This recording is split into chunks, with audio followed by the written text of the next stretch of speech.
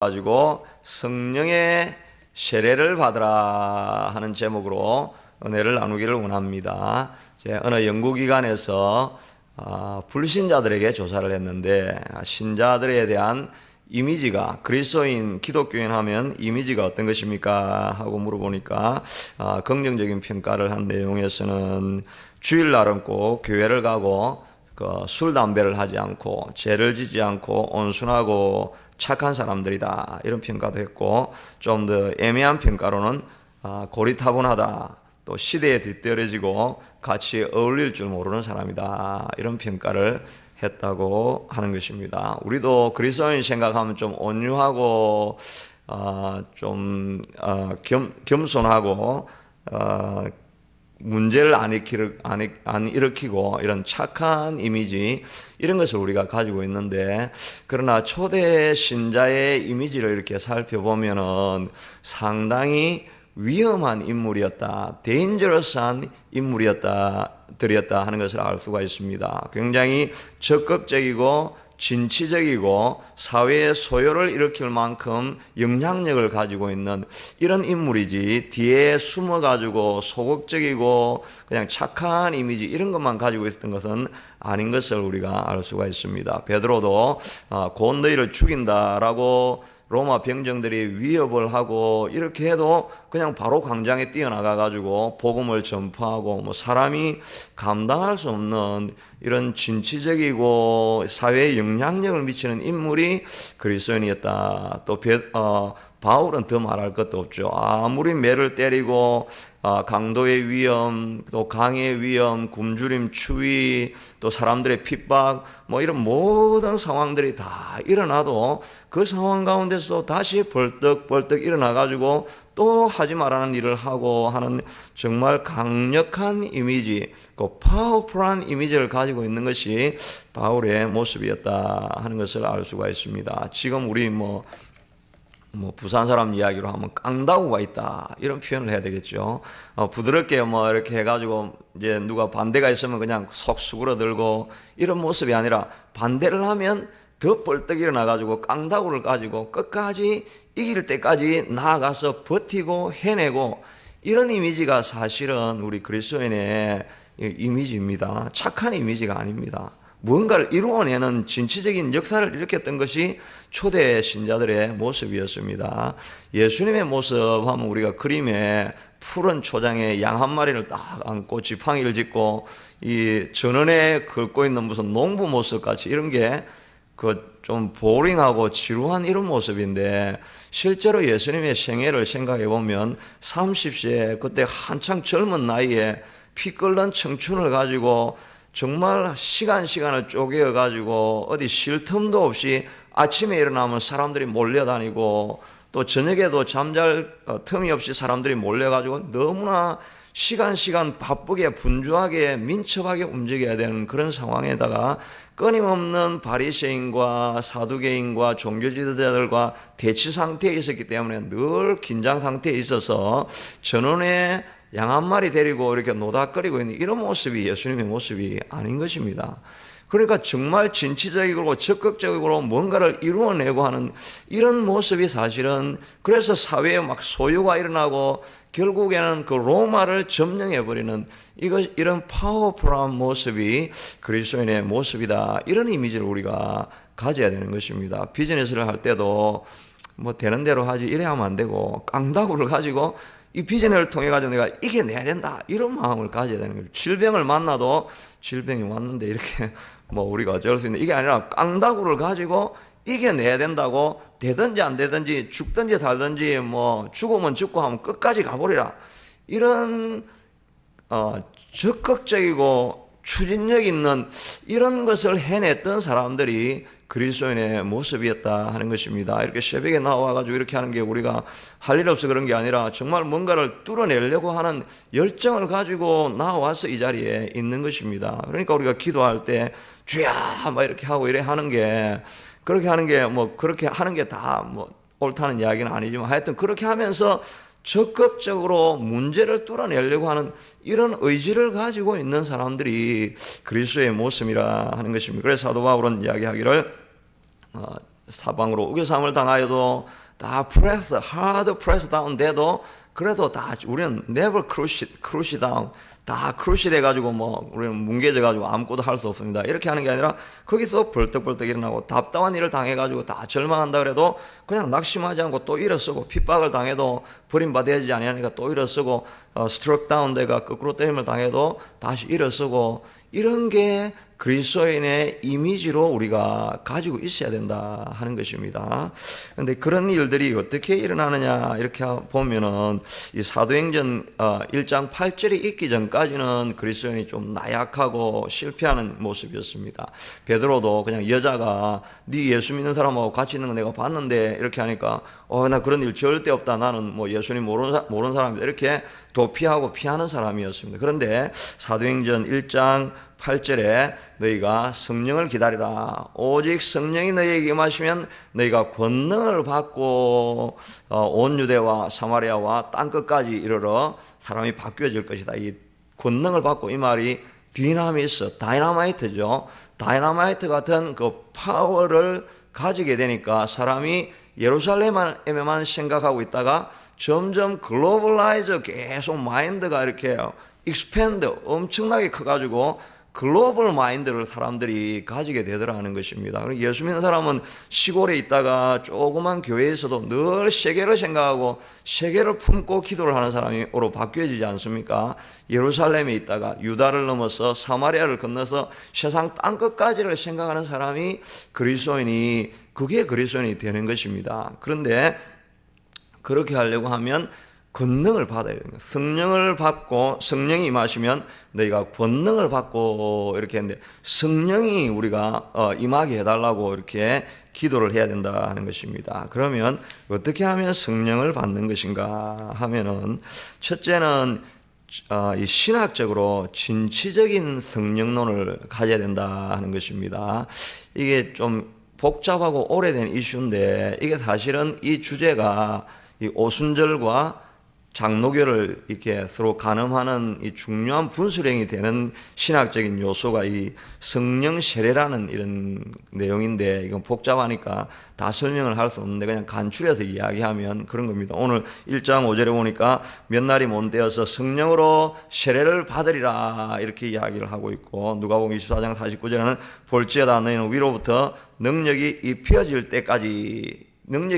때까지라니까 능력으로 옷을 입으라는 것입니다. 영어로는 실제로 clothed 돼가지고 능력으로 옷을 입을 때까지 또 성령의 세례라는 것은 세례는 침례니까 뵙타이즈 하는 거니까 성령으로 그냥 물에 팍 빠져버리는 거예요. 물에 완전히 잠길 정도로까지 이런 능력을 힘입을 때까지 기다리라 이렇게 이야기를 하고 실제로 기다리고 기다렸더니 성령이 불과 같은 불의 혀와 같은 성령이 각 사람의 머리에 막 임하고 있더니 그런 역사가 나타나니까 사람들이 갑자기 그냥 정말 이게 크레이지 돼가지고 다 일어나가지고 방언을 이야기하고 전 세계로 뻗어나가서 능력 있는 파워풀한 그런 모습을 보이게 되더라 하는 것입니다. 그런데 이게 신학적으로는 이게 단회적이냐 반복적이냐 이게 신학적으로 가장 큰 이슈입니다. 보통 장로교는 단회적이다. 이거는 왜 이런 일이 일어나느냐 하니까 이 교회가 처음 세워지기 위해서는 이런 역사가 한번 있어가지고 이때 교회를 주초를 삼기 위해서 이런 강력한 역사가 한번 일어난 거고 그거는 이제 교회사적으로 한번 일어난 일이고 그 다음에는 안 일어난다 이렇게 하는 것에 대해서 반대측에서는 그러나 이거는 지금도 계속해서 일어나고 있는 일이다 이렇게 이야기를 하고 있다는 것입니다. 왜 단회적이냐 하니까 너희 몸이 성전인 것을 알지 못하느냐 이렇게 하니까 성령이 우리 안에 이미 들어와 있는데 뭘 또 오느냐 이렇게 하는 그런 이야기가 있고 또 하나는 로마서 8장 9절에 보니까 누구든지 그리스도의 영이 없으면 그리스도의 사람이 아니다. 그렇게 하니까 우리가 예수 그리스도를 나의 주라고 고백할 수 있다고 하는 사람은 이미 성령이 들어와 있는 것입니다. 성령이 들어와 있는데 뭘 또 성령이 들어와 있는데 또 오냐고 이렇게 하는 게 그분들의 주장이고 그러나 이 성경에 보면 사도행전 19장 2절에 보니까 너희가 믿을 때에 성령을 받았느냐 이러되 아니라 우리는 성령이 계심을 듣지 못하였느라. 이게 19장 이전에 에베소서에서 일어난 일이거든요. 에베소서는 몇 년도에 적혔냐니까 62년도, 그러니까 예수님이 승천하시고 난 이후에 30년 뒤에 일어난 일입니다. 그러니까 에베소 교회에 가가지고 예수 믿는다는 제자들이 많이 있어가지고 그 사람들에게 너희가 믿을 때에 성령을 받았느냐 하니까 우리는 예수는 믿지만 성령이 있다는 이야기도 우리는 못 들었는데요. 그렇게 하니까 사도 바울이 19장 6절에 보니까 바울이 그들에게 안수함에 성령이 그들에게 임함으로 방언도 하고 예언도 하니, 이렇게 하니까 사도 바울이 안수를 해주니까 이 30년 뒤에 일어난 일인데 여전히 성령도 임하고 방언도 하고 예언도 하고 하는 이런 일이 있었다는 것입니다. 그러니까 단회적이 아니죠. 이것만 보면은. 그리고 그 고넬료에게 찾아갔어도 그 안수하고 베드로가 기도하니까 최초의 이방인이었는데 안수하고 기도하니까 오순절 때 일어났던 똑같은 성령이 그에게 임했다, 이렇게 이야기를 하고 있고, 에베소서 5장 18절에 보면 술 취하지 말라, 이런 방탕한 것이니 오직 성령으로 충만함을 받으라. 이거는 반복적으로 계속 성령의 충만을 받으라고 하는 이런 내용들이 있습니다. 그렇게 하는데 신학적으로는 뭐 양쪽이 다 이렇게 이제 주장을 하는데, 제가 보기에는 우리가 그런 것들을 경험한 사람들은 그게 있다고 하고, 경험하지 않은 사람들은 그런 걸 한 번도 경험해 보지 않았기 때문에 신학적으로 자꾸 그런 게 은사가 나타나고 이렇게 하면 교회 또 질서가 복잡해지니까 이걸 조심하는 의미에서 이걸 좀 자제하는 이런 모습이 있는데, 그러나 우리가 필요한 거는 우리가 능력이 필요하지 않습니까? 신학적으로 어찌됐든지 간에 능력이 우리가 필요하니까 이 능력을 얻기 위해서 다 이 보면 성령은 있지만은 받으라고 했기 때문에 외부에서 오는 것입니다.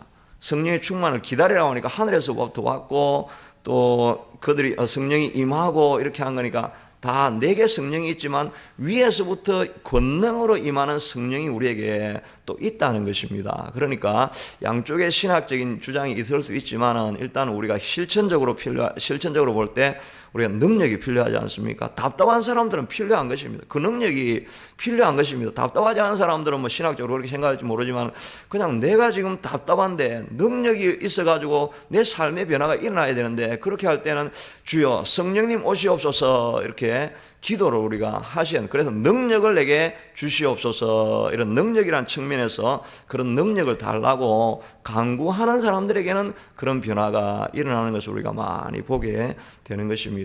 저는 이제 수련회 때 이런 은혜를 제가 많이 받았거든요. 오늘 184장 불길 같은 성신여 이거 하는 이 찬송을 우리가 수련회 때마다 엄청나게 많이 불렀습니다. 그래서 불러 이렇게 하고 기도합시다 이렇게 하면은 정말 애들 가운데 막 회개가 일어나고 뜨거운 눈물로 애들이 변화되어지고 하는 이런 것들을 우리가 경험을 제가 한 바가 있어서, 우리가 기도할 때 우리가 꼭 뭐 성령이라는 이름을 붙여가지고 복잡하게 안 하더라도 하나님 내게 능력이 필요합니다.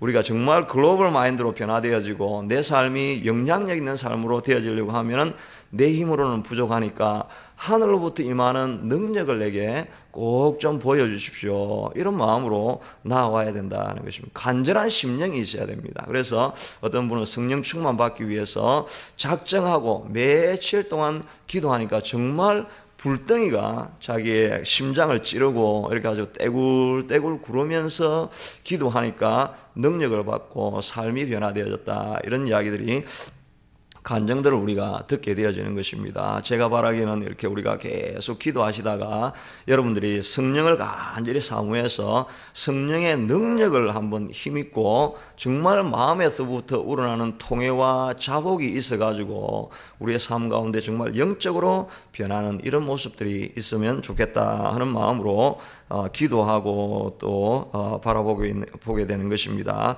둘째는 모여야 그런 역사가 일어나게 된다 하는 것입니다. 오늘 이 사도행전 1장에 나오는 내용들은 다 많은 경우가 이렇게 모였다는 단어들이 굉장히 많이 나옵니다. 1장 4절에 보면 사도들과 함께 모이사 그들에게 분부하여서 성령 세례를 받으라 이렇게 이야기했고, 6절에는 그들이 모였을 때 예수께서 그들에게 말하기를 너희가 성령 충만을 받으라 이렇게 말씀하시고, 그 다음에 1장 15절에는 이제 120명이 다락방에 다 같이 모여가지고 기도할 때 불과 같은 성령이 임했다, 이렇게 말하고 있는 것을 보게 되는 것입니다. 이 당시에는 모이면 죽는 것입니다. 왜냐하면 이 대제사장들하고 로마 사람들이 예수 시체를 지키려고, 또 소요가 일어나니까 지키려고 문을 꽉 닫아놓고 했는데 돌문이 열려졌고 예수 시체는 없어지고 이러니까 이게 무슨 일이 날 것인가라고 요 주위 상황이어서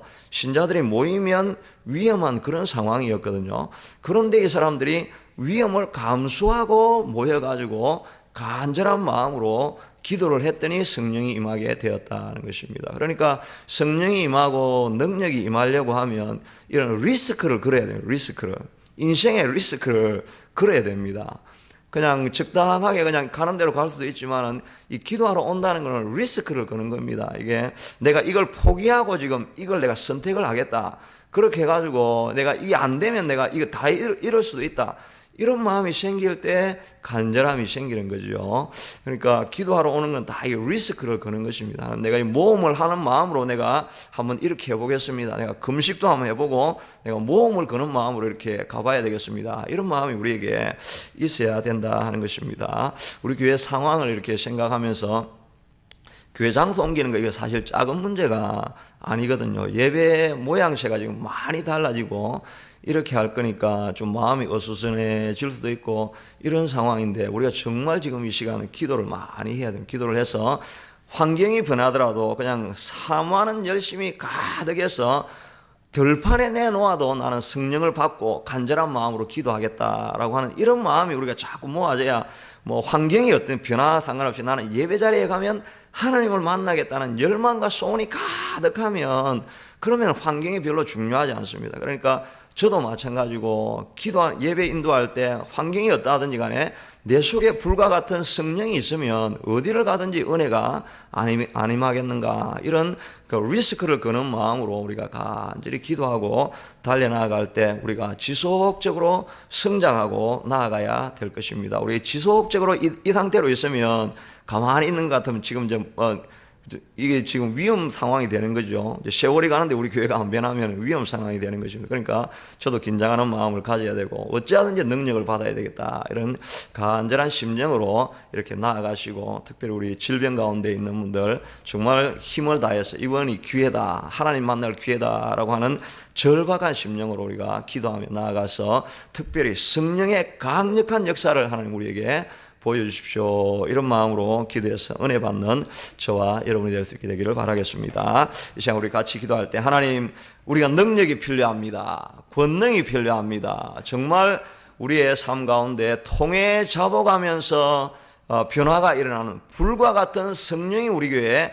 꼭 필요합니다. 능력으로 우리에게 찾아와 주시고 우리의 마음을 붙들어 주시옵소서. 우리가 리스크를 걸고 모입니다. 모일 때마다 하나님, 한 번도 그냥 가는 일이었고 반드시 은혜 받고 가게 해 주십시오, 이런 결단하는 심령으로 하나님 이 시간 나아갑니다. 기도하겠습니다.